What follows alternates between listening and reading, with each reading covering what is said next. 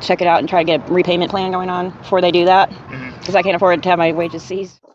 The Trump administration announcing today it's moving forward with a plan to begin seizing pay from student loan borrowers in default. We could see that change come as soon as January. Ozarks First, Michael McLaughlin live in Springfield tonight. He spoke to a resident still paying off her debt today and a financial advisor on how people can stay in control of their money.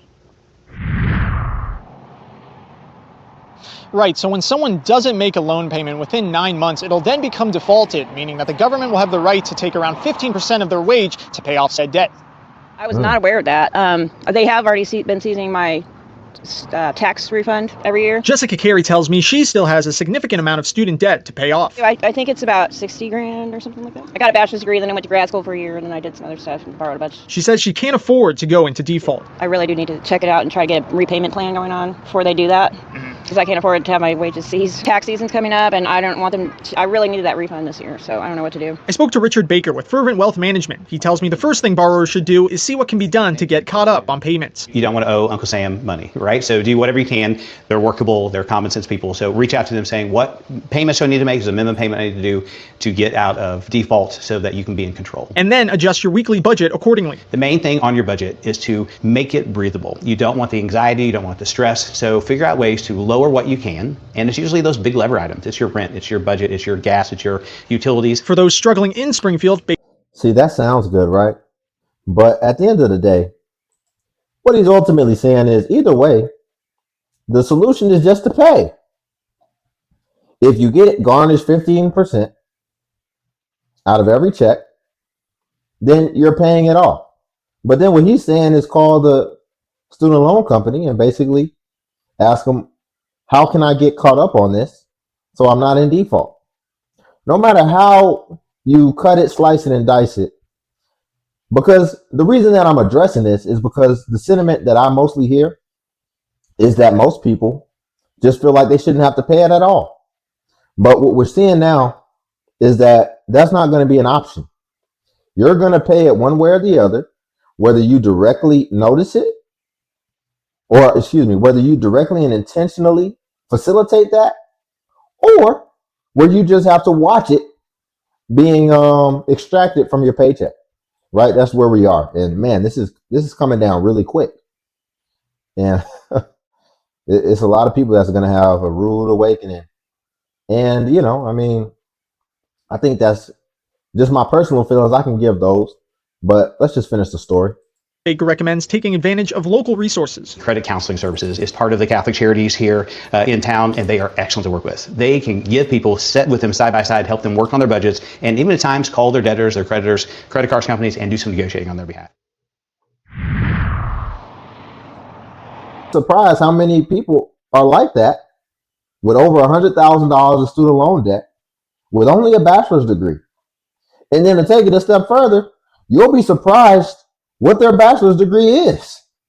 I done seen performing arts. I done seen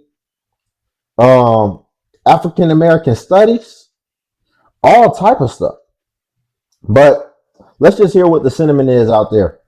TikTok is usually when something comes down, TikTok is going to be how you really get a heartbeat of what's going on. An issue arrives between the government and us, there's always a bunch of folks saying that you don't have a choice. Yes, we know that if they're garnishing your wages for student loan debt, that money would come out of your check before you receive it. That if you were getting any money back from your taxes, you wouldn't receive it. And yet I still say they can get it back in piss.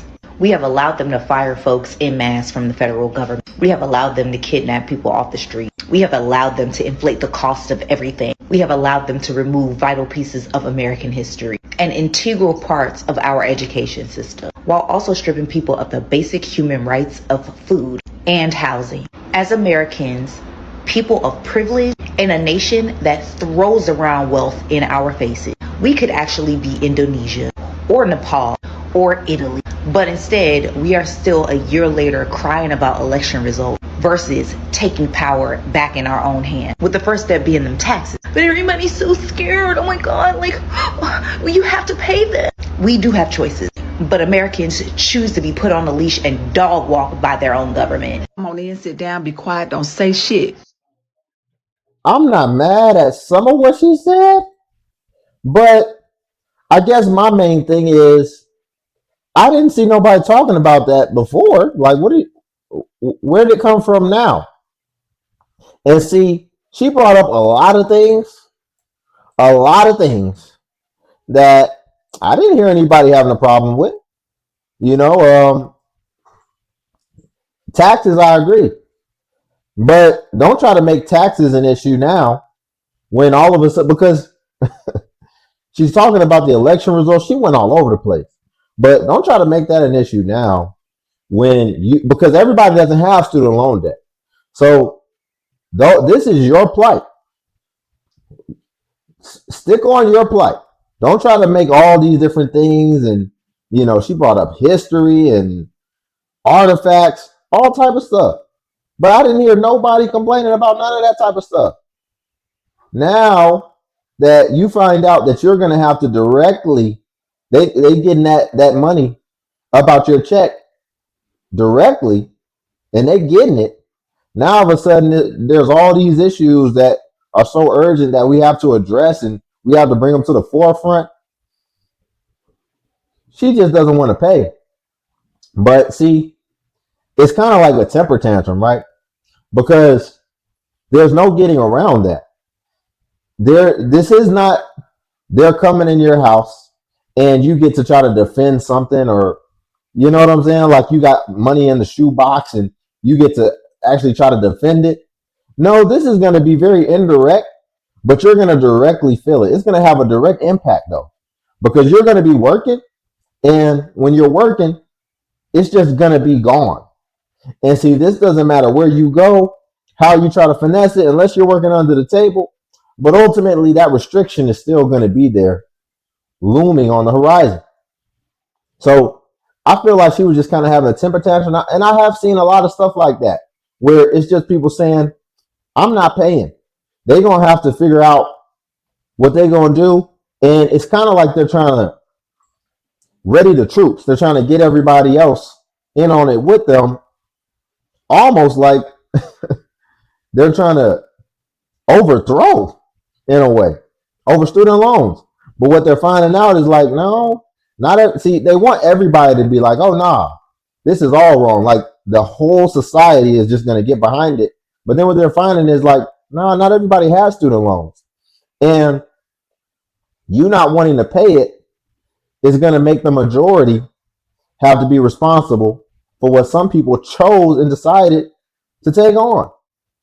Because January 2026, they're going to start garnishing your wages if you have a student loan and you delinquent on it. Oh, my God. Baby, I think it's like January the 7th. They're going to let you spend all your money on those Christmas toys. Those kids not, thank you, Mom, thank you, Daddy. But then they're going to come around January 22nd, go boom, and they're going to be like, garnish your check. Yes, Trump did that. So if you ain't paid your student loan, I advise you to do it now. Now.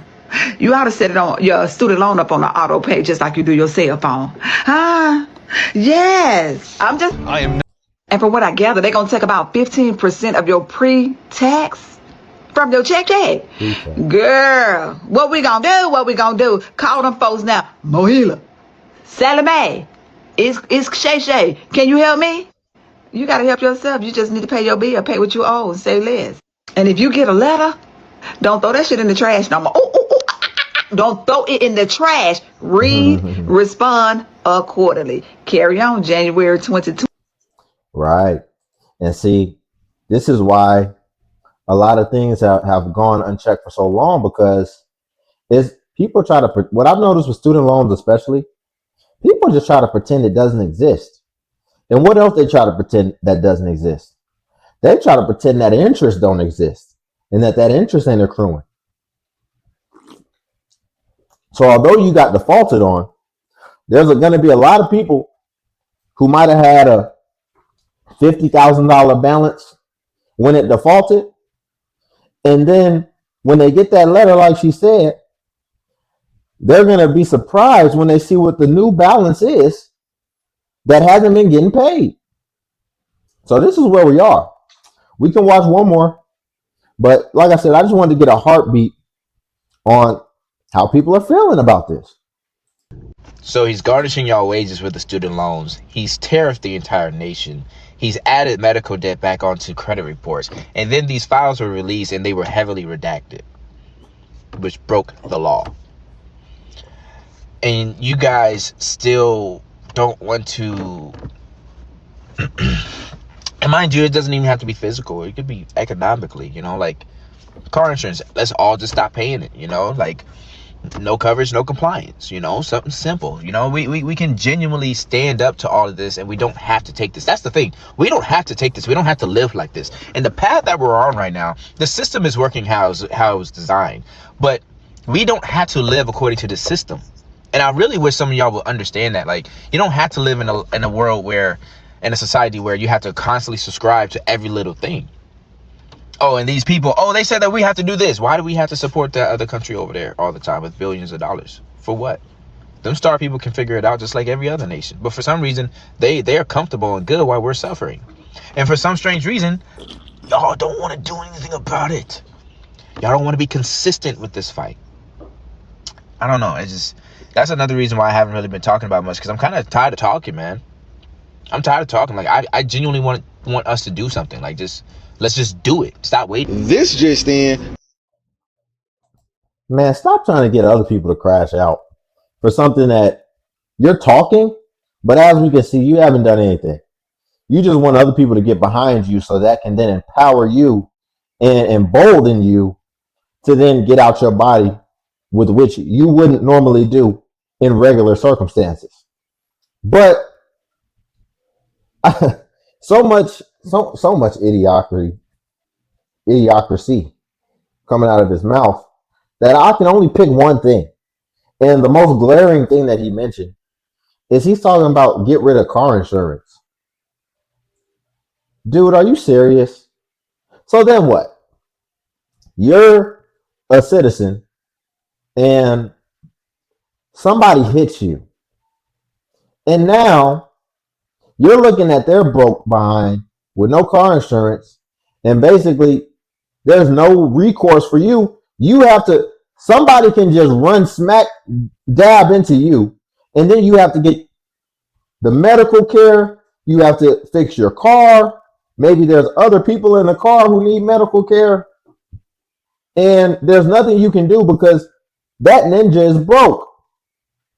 Is he serious? Is he for real? And then he's talking about how they made it to where the medical bills are back on your credit report now. And if you didn't know about that, that was something where they had made a law in the previous administration basically saying that a medical bill can't show on your credit report, or I think they extended the time it would take, or maybe even the time that it would come off, something like that. But I guess Trump took that back, which I don't really have a dog in that fight. I think they can definitely take that off. I mean, that's not really necessary, in my opinion, for that to be on your credit report.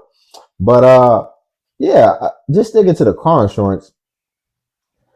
This is why we can't listen to everybody, and this is why we just need policies, and we just need things put in place that resonates with common sense as well as responsibility. And my personal feelings about the student loan possibly being garnished moving forward is I feel like this is just something forcing people's hands to start taking responsibility of their own situations. Every situation is different. However, I would say if we're talking about the majority, which when laws come into effect, it should be off of the consensus of the majority. I would say the majority just try to pretend like it doesn't exist, like it's not there. And what it's really doing is it's secretly accruing on you interest-wise, and ultimately, in my opinion, ultimately making you a slave forever. Because student loans is the only thing that you can never wipe away with bankruptcy. So, if it keeps accruing on you and you're acting like it doesn't exist, what, you're just going to wake up one day and you're going to owe $1 million? So, I feel like it's making people responsible, and it's making sure that they're putting something on it. And I feel like, all in all, And when I say all in all, I'm talking in the majority. In the majority, I think that that's actually good for people. It's in your best interest to make sure that you're that you're putting something on it so that it doesn't truly and ultimately bury you at the end of the day. So it's good for you. And as human beings, we're adaptable. You'll figure out how to adapt based off of the 15% that could possibly be coming out of it, or you'll figure out how to adapt, like the gentleman on the news story was saying, in order to actually prevent yourself from being in that defaulted status. But this video has gone long enough, y'all. Let's leave it there. Like the video, hype the video. Hyping helps small content creators like myself. Also, subscribe if you want to join the Limitless Legion. And Patreon's link below if you want to see self-improvement content on there. Until then, I'll catch you in the next video.